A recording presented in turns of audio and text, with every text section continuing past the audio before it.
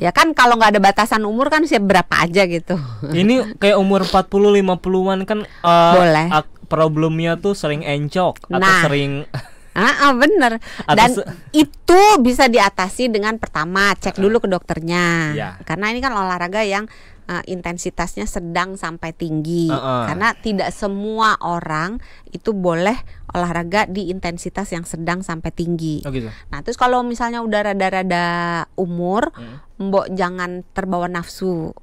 Oh, mau menang gitu. Mainnya lebih ke jangan perlombaan tapi lebih ke rekreasi. Santai aja gitu. lah, Santai fun-fun aja lah. Terus jangan lupa pemanasannya itu harus cukup.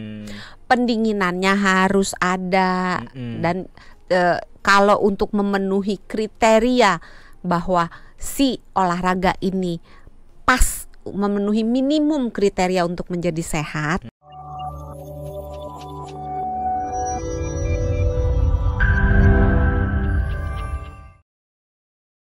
Kalau tadi kan Doksan ngomong ya, cara megang raket kalau salah itu bisa cedera.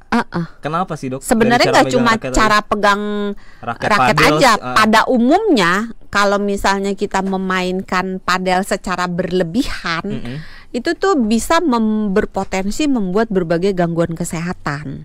Karena kan dia tiba-tiba berhenti kan dari ngejar bola, berhenti benar. Gitu. Kita Sehingga di dari sendi-sendi tuh kita bisa dari mulai cara megang raket dulu aja ya, Dok ya. Mungkin yang itu kita bahas yang selanjutnya. Dari cara megang raketnya. Kenapa kalau kita salah cara megangnya mental raketnya. bisa jadi cedera gitu loh. Raketnya mental. Raketnya mental. Terus maksud ketika mukul bolanya kekuatannya bisa nggak optimal. Terus pantulan bolanya juga jadi arahnya nggak sepas, nggak lebih mudah dikendalikan kalau cara megang raketnya salah. Dan potensi cederanya tuh ada pergelangan. di pergelangan. Iya, oh gitu. Sampai ke bahu. Bisa sampai jadi ke bahu juga ya. pergelangan siku bahu. Oh gitu. Karena berarti kalau megang raket itu raketnya lumayan berat. Kalau katanya tadi lumayan ringan. Ya maksudnya nggak seringan raket bulu tangkis. Oke. Tapi kalau ngelihat Fabian mangap. Ini ada kesalahan teknis soalnya.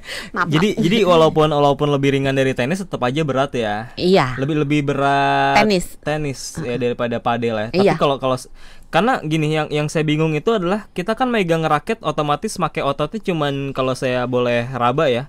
Megang raket itu kan cuma pakai otot yang ada di mana ini lengan bawah kan. Tapi kata dokter bisa nyampe ke bahu. Kok bisa kan gitu? Kan cuma dipegang doang. Tapi kan diayun. Harus diayun. Coba kalau lagi ngayun, coba yang gerak yang mana coba. Nah, yang mana yang gerak? Kalau diayun lengan. Iya. Bahu juga kan ada forehand, ada backhand gitu kan. Itu kan mainnya dari pergelangan lengan bawah, siku, lengan atas, bahu. Nah, coba diperagain Mas Jose. Backhand. Ya betul gitu. Forehand. Ya kan jadi semua gerak kan. Termasuk pinggang. Pinggang. Karena kalau ngayun kan otomatis badan muter. Gitu. Sebenarnya nggak cuma padel ya, tapi raket-raket yang lain sampai juga ya. Sampai ke pergelangan kaki. Karena jadi tumpuan. Kan, iya. Sebenarnya nggak cuma padel aja sih ya, tapi kan raket semua olahraga yang menggunakan raket pada umumnya akan menyebabkan potensi cedera pada berbagai sendi. Tapi bukan berarti pasti cedera, berpotensi. Berpotensi kalau cara megangnya salah. Dan kalau kebangetan akan menimbulkan asimetri antara kiri dan kanan. Nggak sama. Nggak sama. Karena kan kalau kita main apapun ya olahraga yang pakai sebelah tangan, mau basket sebelah tangan juga kan ya, basket dribble. Sebelah tangan. Terus volley, kalau volley bisa volley mah bisa dua volley tangan. Kadang dua tangan, kadang satu gitu kan. Basket juga raket, bisa dua tangan. Bulu tangkis, bulu tangkis kan satu tangan, tenis satu tangan, squash satu tangan, padel satu tangan. Jadi olahraga yang menggunakan satu tangan itu berpotensi menimbulkan asimetri otot antara kiri dan kanan. Dan asimetri ini belum tentu terlihat oleh mata. Jadi bisa aja kita ngelihat sih kayaknya sama deh Mas Jose kiri sama kanan sama gitu. Tapi begitu diukur ternyata massa otot sebelah Mas Jose kan right handed, berarti massa otot di sebelah kanannya mungkin lebih besar daripada massa otot di sebelah kiri. Tapi penasaran deh Dok, padel ini cocok untuk semua umur nggak sih, atau batasan usia tertentu untuk mainnya? Pada umumnya orang yang sehat tidak punya penyakit apa-apa yang parah gitu, boleh. Tidak ada batasan umur. Ya kalau bayi nggak bisa ya. Ya masa bayi? Ya kan kalau nggak ada batasan umur kan siap berapa aja gitu. Ini kayak umur 40-50-an kan boleh. Problemnya tuh sering encok atau sering bener. Dan itu bisa diatasi dengan pertama cek dulu ke dokternya.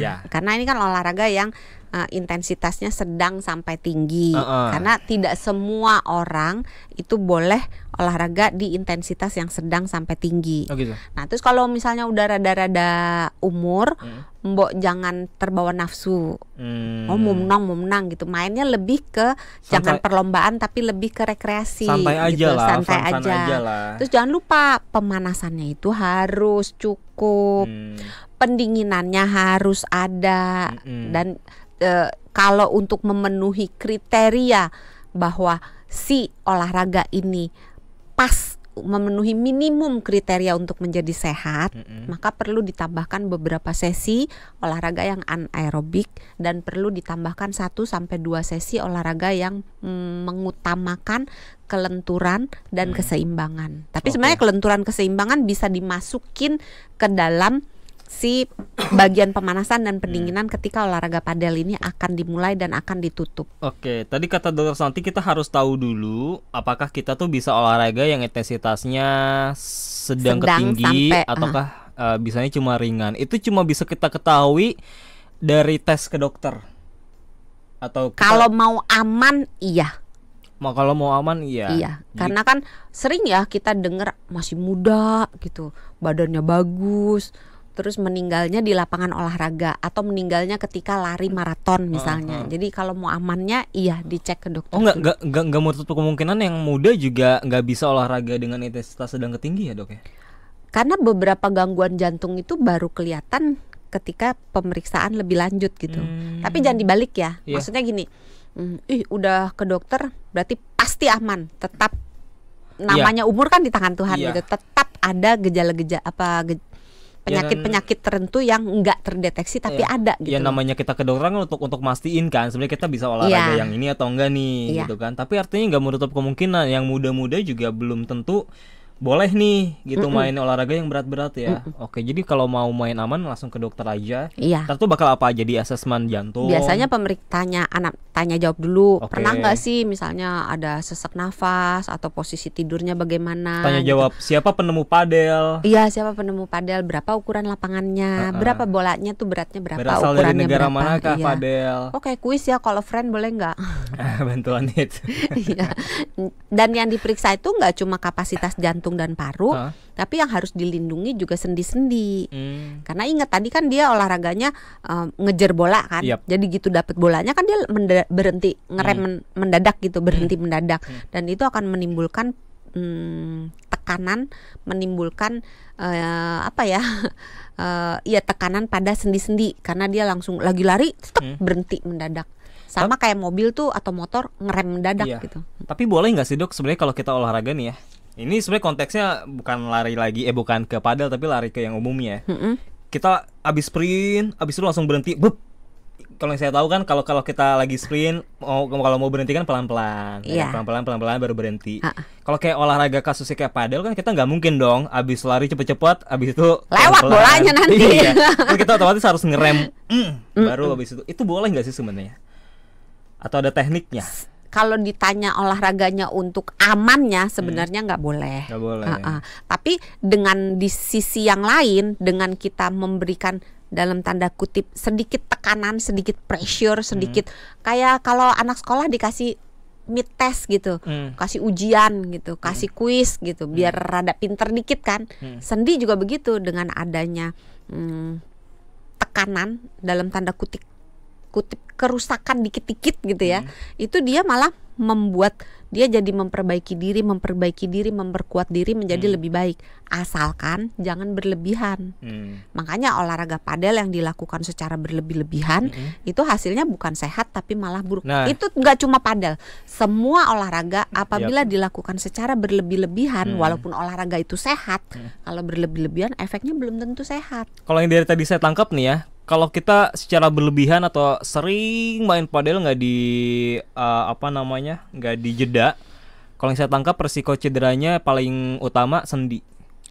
Iya. Iya. Itu paling utama ataukah ada lagi teman-temannya nih faktor atau bisa risiko cedera cederanya? otot. Bisa cedera otot. Oke, kalau mainnya nggak ada batasnya. Tapi sebenarnya jarang sih karena orang keburu capek. Capek kan, lari sana lari sini gitu. Keburu keram duluan ya. Iya, kalau cuma main bekel gitu kan nggak capek gitu. Tapi kalau main padel tapi gini, dibalik rasa capek ini yang membedakan.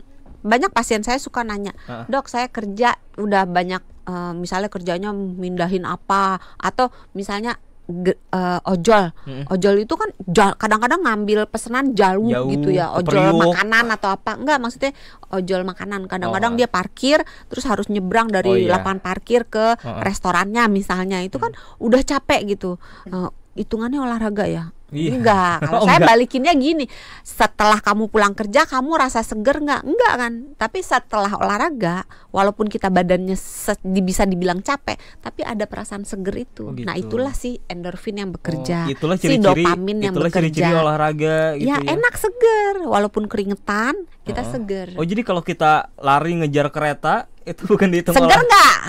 Enggak sih, malah stres. Malah stres gitu. Tapi bukan berarti lari ngejar kereta itu tidak baik, itu baik. Hanya akan menjadi sempurna apabila ditambah dengan si olahraga yang pada definisinya seperti itu.